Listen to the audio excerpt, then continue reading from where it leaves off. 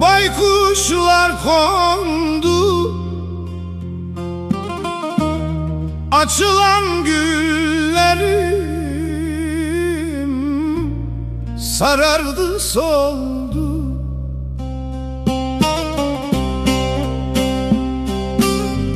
Gençlik bir rüzgardı, esti de geçti. Zalim zaman benden hesabın sordu.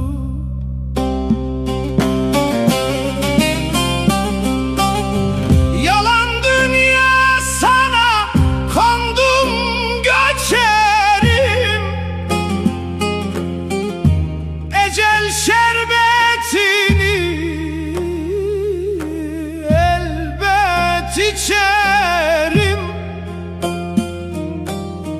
Bir mızrap vuruşu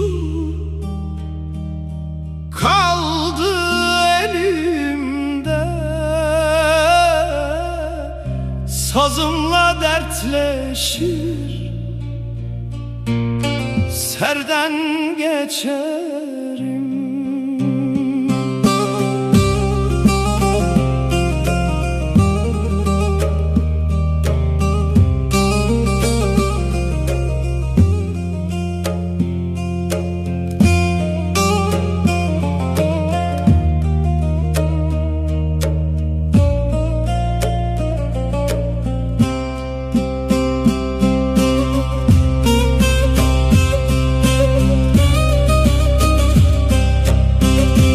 Kırşehir'in tozu,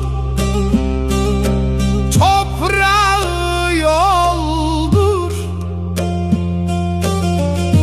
Garip aşıkların çilesi boldur. Bunca kahır çekti şu yorgun sinem, gel de şu kadehimi dert ile doldur.